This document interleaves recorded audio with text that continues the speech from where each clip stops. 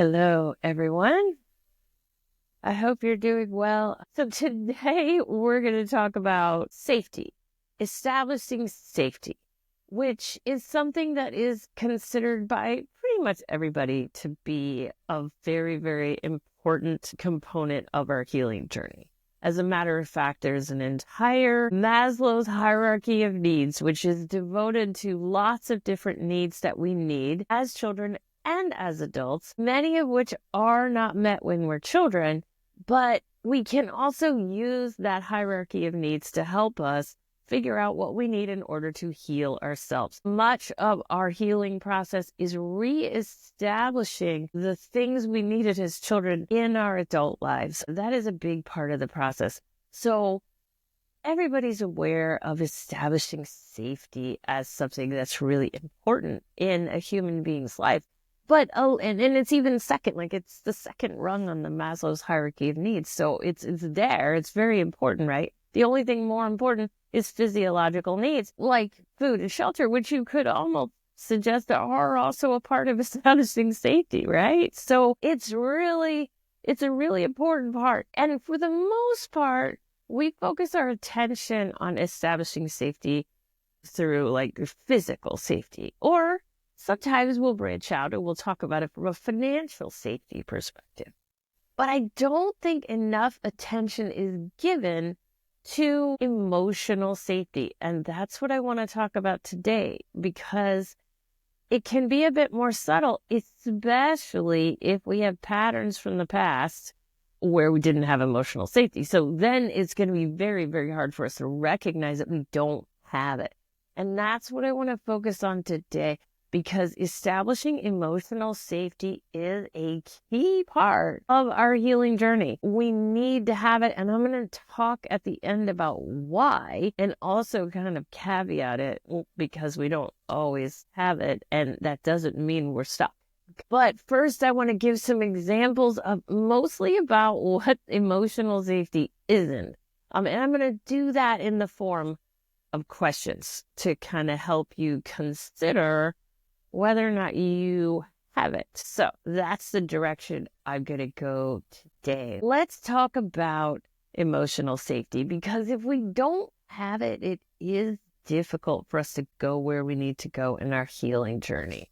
So we really need to find it. But the problem is that we don't often have people in our lives who are really providing a significant amount of emotional safety. This is where the problem comes in. So I'm going to throw out some questions for you today that I want you to ask about the people who are in immediate proximity, like on a daily basis in your life. I want you to ask some of these questions, and don't get completely discouraged and give up before I get to the end of the questions, because I'm going to talk about what we can do about it on the other side of this. So don't think that I'm asking these questions and that makes it completely hopeless if your answer to most of them is, that's not really emotionally safe. Okay. So here's the questions, and I'm going to ask them in first person, because that's how I want you to ask. But obviously these questions are meant for you to ask yourself. So if I mention trauma, okay, do the people around me glaze over or change the subject, or maybe even worse, roll their eyes, okay? So if I mention trauma, do I get this kind of response, right? So you're not going to be surprised to hear me say that's not particularly emotionally safe, right? So that's the first question that I want you to consider. Do you have people you can talk to about your trauma and not feel like that is being dismissed as soon as you bring it up? Okay. The next question is, if I express an emotion, do people around me label it or label me, right? Do they imply that I am being sensitive or even crazy, really toxic, for having those emotions? Okay. We do tend to live in a society in general that feels like emotions are, equivalent to crazy or not well, right? Like, we consider those who are unemotional to be better people in general. So watching for that kind of response. The next one, if I express my need to heal, do the people around me kind of try to move me towards more external distractions instead? Okay. So that's important to recognize if people are just kind of not really going to be interested in you taking that particular step in your life, right? And really kind of moving towards, like one of the famous phrases is, of course, the past is in the past, right? The past is in the past. Just move on. Just find something new to do. Do something now. Cool thing, whatever it might be, right? Okay, so do people do that, right? The next one, if I am having a bad day and I need support, do the people around me disappear? Right? Actually, when I started to recognize this, I actually would do, a little bit of an experiment. And I know that might sound toxic, but I would just be on the phone with people. Maybe I didn't even really want to talk to them in the moment. And maybe they were talking all about them. And I would just be like, oh, I don't really feel very well today. I'm sad, or I'm, and it was amazing how fast they would get off the phone. In the case where I was on the phone with people. And then they would just kind of drop off the face of the earth. And I started kind of noticing this more and more as I would attempt to kind of express where I was at.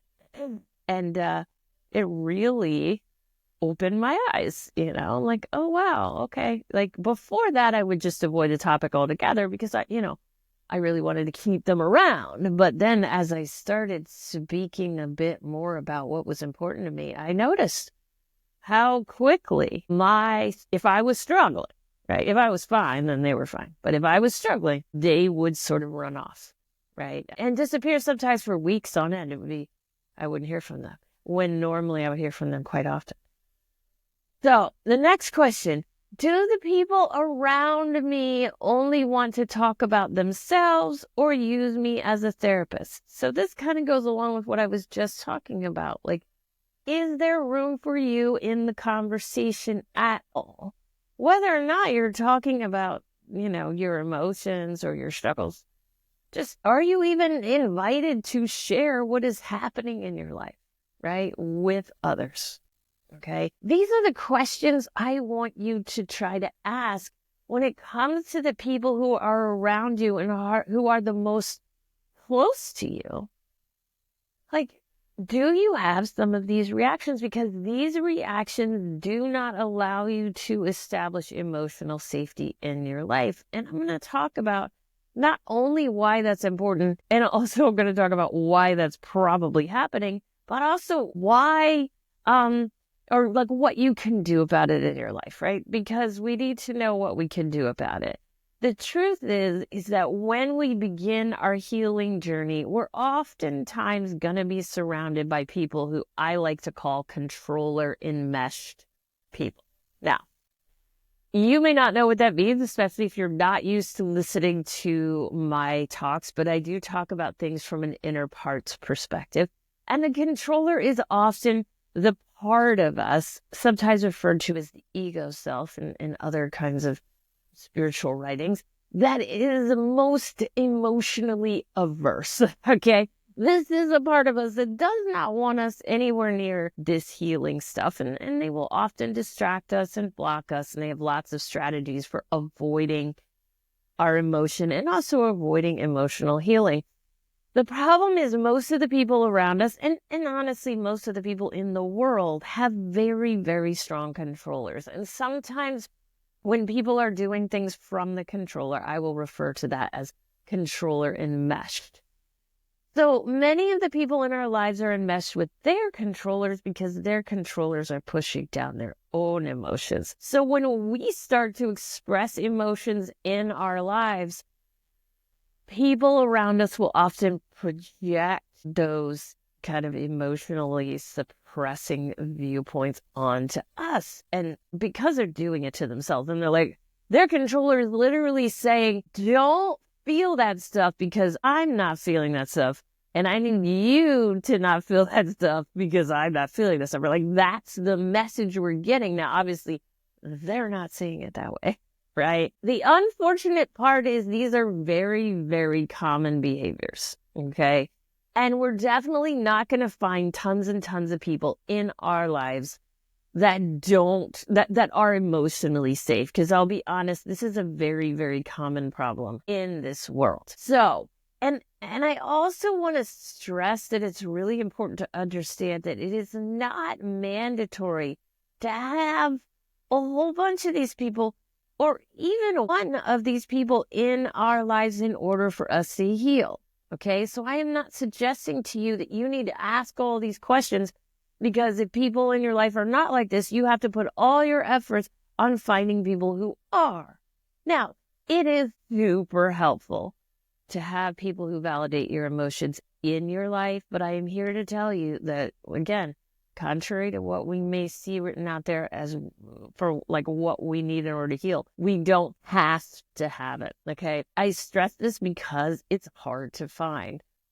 But you may be thinking, okay, if I don't have to have people validating my emotions, how do I get my emotions validated, right? Now, I'm here to tell you that you don't have to have others validate your emotions, because you can learn to validate your own emotions. Now, I hear the collective cry coming from everybody's love seekers saying, no, somebody else has to do this for me. And the truth is, really, they don't act. But yes, that does make our journey harder, which is one of the reasons I'm here, because I am very, very invested in validating people's emotional journeys, emotional healing journeys, so that we can move ourselves forward in that way. That said, the reason I really want you to ask these questions of people in your life is because when we are surrounded by people who are emotionally invalidating, that can actually stall us out. And if we feel the constant urge to get validation from invalidating people, it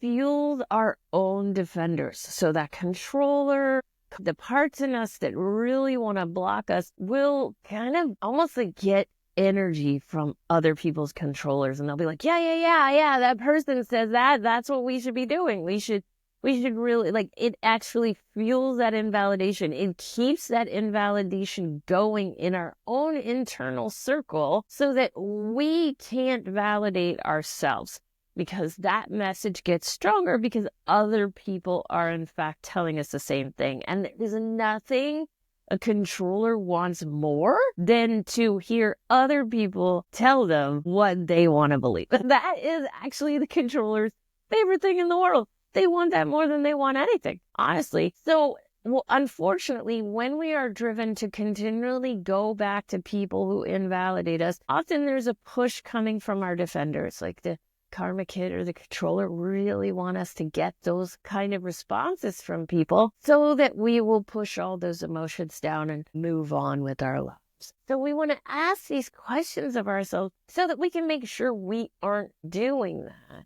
And we can also start to put the focus more on, yes, trying to find emotionally validating spaces. The great news is the internet can give us more of that nowadays if we can't find those people in person. So focusing on that, but also focusing on giving ourselves validation, like ourselves, like giving it to ourselves, like working with those parts in there that are telling us the same thing other people are telling us, to move that energy out, because that will also kind of bring the urge to find those people down a little bit, because we'll be working with what's going on within us that pushes us towards these people over and over and over again. So that's what I encourage. And the way I encourage you to do that, not surprisingly, is to write from the parts that tell us our emotions are bad and we don't need to have them, and it doesn't help us to do all this navel gazing, and we should leave it alone and go find a hobby and go distract ourselves with another Netflix movie and just forget about all of this altogether, right? Did I just sum up your inner world? That's my inner world. And Elka is saying, getting validation from invalidating people. She is feeling called out. And the reason that I say these things is because, yes, they are in fact what I have experienced myself. So I can say them, and I can say to you, yes, I know this place. I know this place quite well. So Jan is saying invalidation or amnesia from others. I may have set myself up to be the listener, to be honest.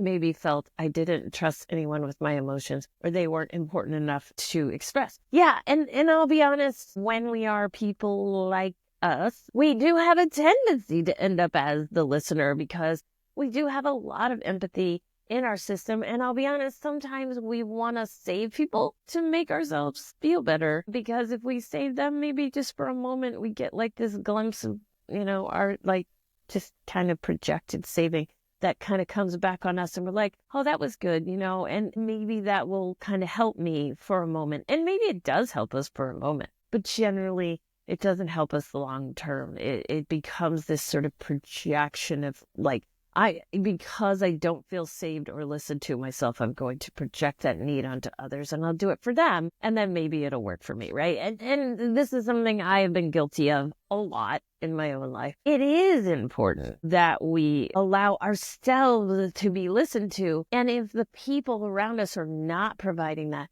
then we need to listen to ourselves. This is where the writing can be such a powerful thing in our lives. When we start listening to ourselves and we start validating ourselves, which happens as we write from the opposite.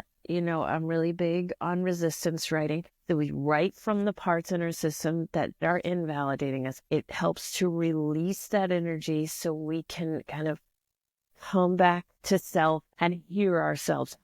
And then that does bring about really powerful change, and it starts to change what we accept in our lives from other people. And we may start to pull away, especially from looking for that validation from others a little bit more as we come to trust ourselves and validate ourselves. And that's really the ultimate goal. So, and Jan is saying, this has been an issue for me for a very long time. Thank you. This is really helpful. And yeah, like, honestly, you're not alone, Jan. I think a lot of people struggle here. And that's why I wanted to bring this topic to you today. And of course, dealt with quite a lot of issues trying to get it to you today.